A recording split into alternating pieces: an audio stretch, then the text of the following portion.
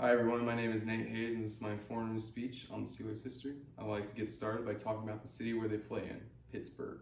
Now Pittsburgh has got some cruddy weather and a lot of steel mills that pollute the air, but there's one thing that is so great about Pittsburgh, and it's this team, the Pittsburgh Steelers, and their 6 Lombardi trophies. As we get started, we talk about the early days of Pittsburgh. The early days began in 1933. When Dan Rooney was at a horse track racing, gambling on some horses, and he won some money, and he used that money to make a franchise known as the Pittsburgh Pirates until 1940, when they finally changed their name to what they are today. Due to how they are surrounded by steel mills, they became the Steelers. And for the next 37 years, they sucked. They were doo-doo. They were terrible. They just couldn't find a way to get it done. And they only went to playoffs one time. But then 1969 rolled around, and they got a guy named Chuck Noll, the mastermind. Just so intelligent, one of the best football minds that's ever been around. And he used that mind to be able to draft great players such as Mean Joe Green, Terry Bradshaw, Jack Lambert, Franco Harris, Lynn Swann, and John Stallworth. And all these players I just mentioned are Hall of Famers. The reason they're Hall of Famers is what they did throughout the 70s. And through the 70s, they went on to win 4 Super Bowls, starting in 1975. When they won the Super Bowl IX against the Minnesota Vikings, and then they went back to back. Did it again the next year and won Super Bowl X against the Cowboys.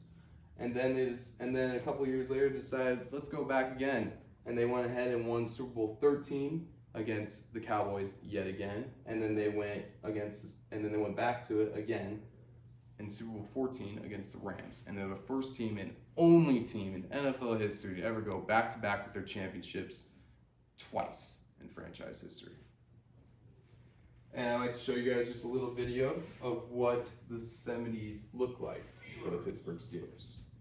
You want to talk about that 70s dynasty? Man, you sit up. You give respect. You pay homage.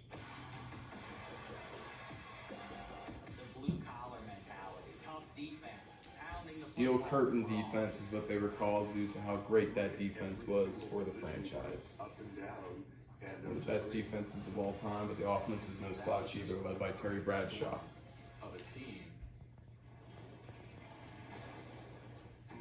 That is Mr. Franco Harris, the greatest running back in Pittsburgh Steelers history.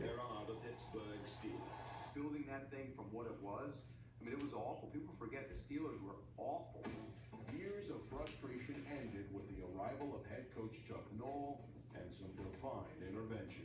This right here is the Immaculate Reception, one of the luckiest or greatest plays, it's really up to you, of all time.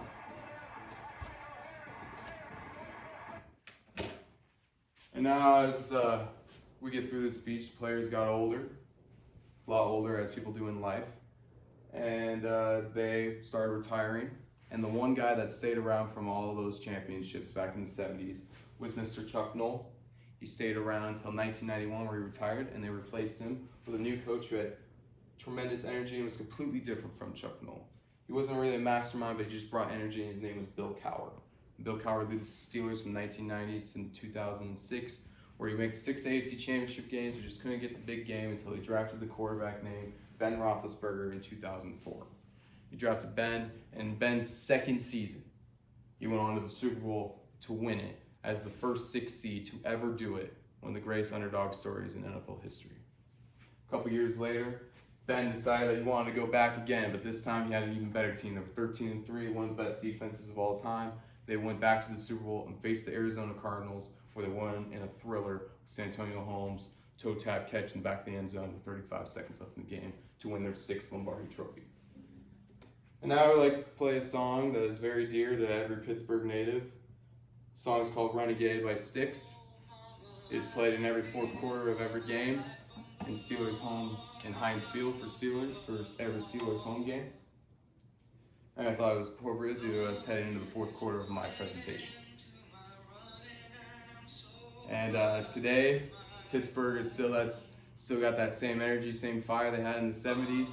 They still continue to build and build and build to get a championship, because the only thing that's important in Pittsburgh is winning. And how to be a winner is that determination, grit, be aggressive, just like this team. And that is how Pittsburgh will find a way to get that 7th Lombardi. Thank you. for listening to my presentation.